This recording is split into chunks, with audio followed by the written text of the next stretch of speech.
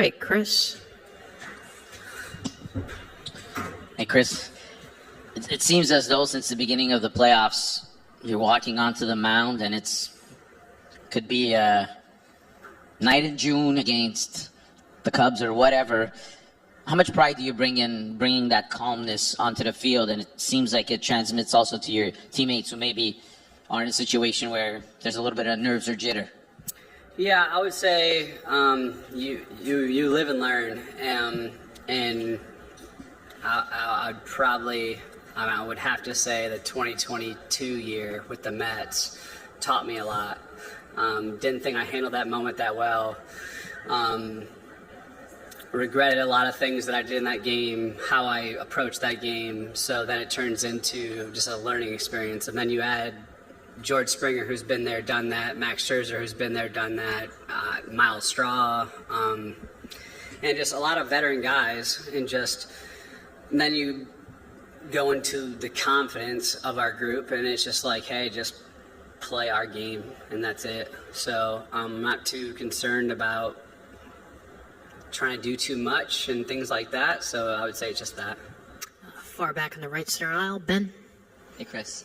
As the ask for you has changed to pitch out of the bullpen as opposed to being a starting pitcher, how has that impacted your preparation? You know, getting ready for 2 games in a row, potentially getting ready for 3 games in a row. Is your routine different? Yeah, I can't mess around with the starters and have a rally beer and things like that anymore, so that stinks. But I love it. I love being around the guys. It's very, very different. Obviously, not really understanding the bullpen guys and what makes them go, and having conversations with them and seeing them do their preparation and their work. It's just we don't ever overlap. So now getting to see what they go through and what they do and how many times the phone rings and things like that, it's cool. It's cool to see both sides. John Schneider has said many times that you do weird well. Like this, are you having fun with this? Is it? I mean, seemingly it would be a lot of pressure, but are you enjoying it as well?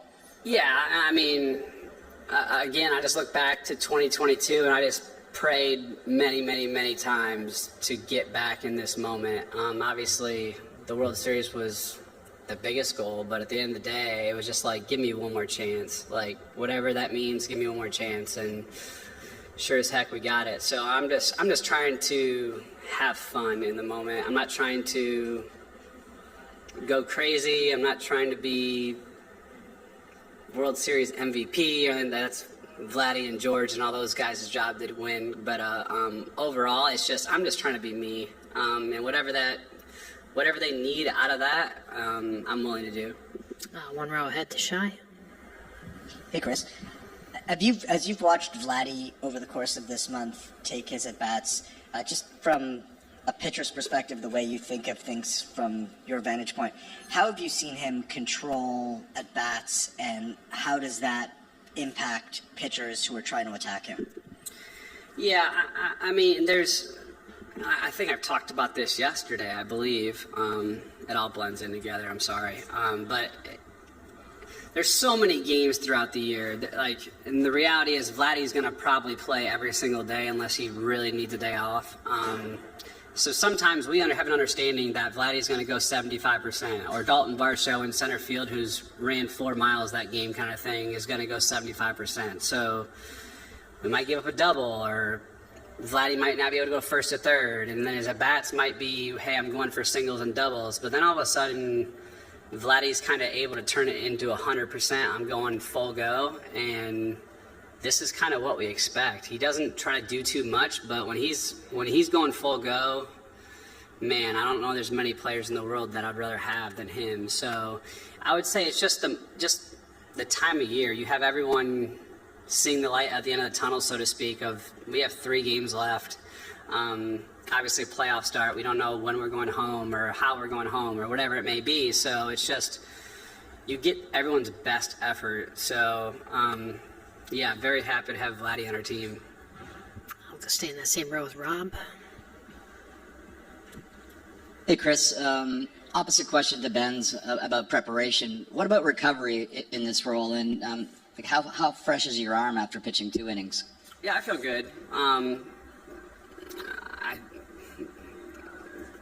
the good Lord blessed me with not getting too sore. I'm I'm hypermobile when it comes to everything, so it's not so much soreness, it's more so fatigue.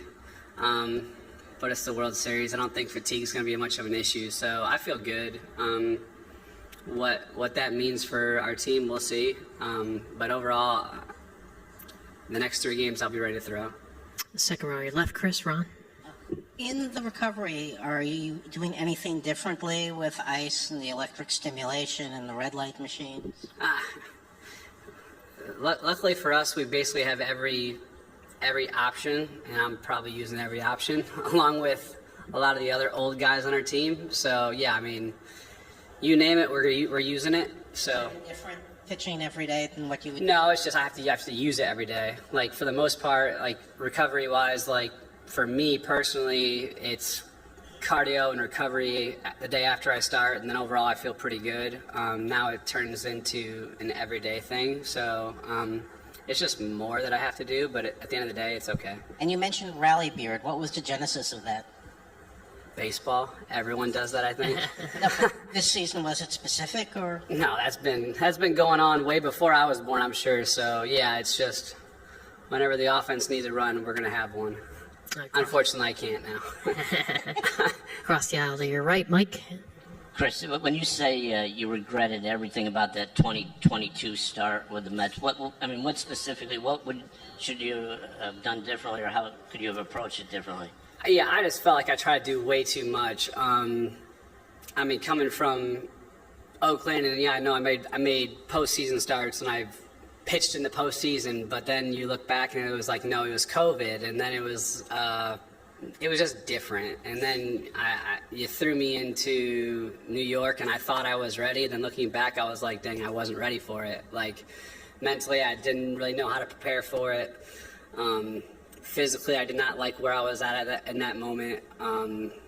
So a lot of the times, I mean, anything in life, your biggest failures, or whatever you think your failure is probably your biggest teaching lesson, if you just look at it the right way. So, I mean, I know Max has made a ton of adjustments to his stuff. Gauzy, me and him talk all the time about what he's doing. Shane going through TJ, George going through his stuff. Like, you can go up and down our whole entire roster of just us talking to each other about how we need to approach the game and how we need to get our bodies ready and don't make these type of mistakes and things like that. So just being there, understanding it, and failing will teach you a lot. And you, like I said, you just have to listen. We'll stay there with Dave. Hey, Chris. Max said a few days ago that you were a big part of recruiting him to come here. So do you, because you're a little bit of an older player now, do you see yourself when you're part of an organization to be that kind of guy? I mean, at least if you're asked about it, or, you know, do you feel like you have more to give like that off the field to just kind of help what a good team should look like, or the kind of players you know to bring in to do that? Yeah, I mean, I'm not that type of person to ever go to like Ross Mark or anybody else and say, hey, we need to go get this guy. But they called me about Max, and then obviously I realized they were going after him, and then I went after him really hard. Yeah, I was calling him a lot, probably a little too much for his liking, but at the end of the day, I knew what Max brings to a team, and I think there's a lot of teams that don't like Max Scherzer's just because he questions everything. Like he wants to know every little detail, from outfield positioning to why you're throwing this pitch to who's playing here to how we control off days. And so many organizations, I feel like, don't like to answer questions. They like you to be a robot and say yes sir and go about your business. But that's not how Max is.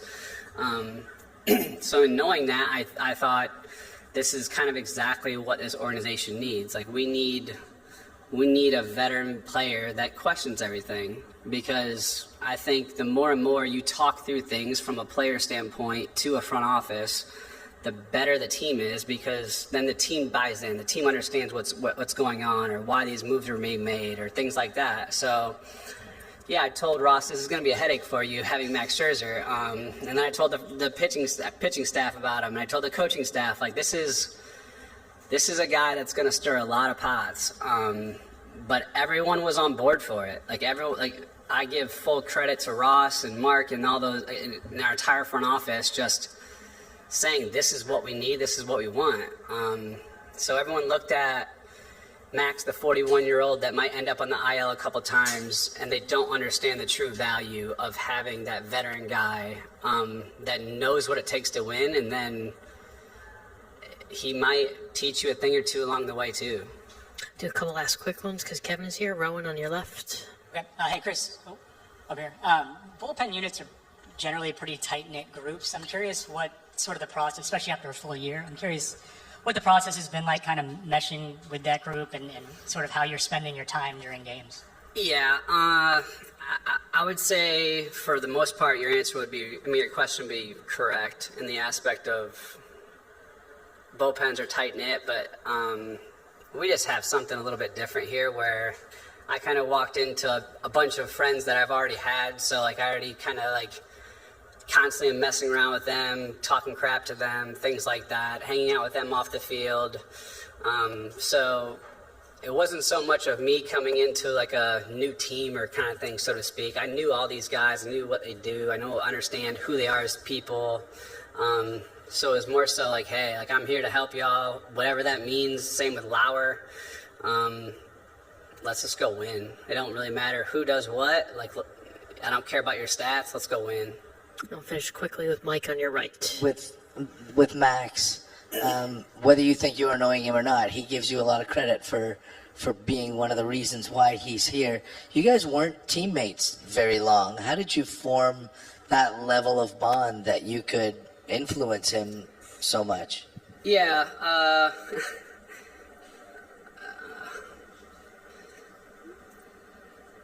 Lou Trevino, I'm really good friends with Lou Trevino, and obviously played with him in Oakland. Lou and Max live really close to each other in the off season, so they know each other. And Lou called me after he signed him. He said, "Hey, I'm sorry, when I went to New York," and he was like, "Hey, you two are either gonna love each other or hate each other. There's not gonna be any in between. You guys are way too similar." So, luckily for me, he's one of my best friends. I'll be best friends with him for a long time. So, when I realized that they were going after one of my best friends, I was like, man, I need one more crack at this with you. We didn't get the job done in 22, but damn, if there's any guy, obviously Gauzy's now on that list, and Berrios and things like that, but if there's anybody that I want to win a World Series with, I want to win with Max. All right, Chris, thank you so much. Appreciate it. Thank you.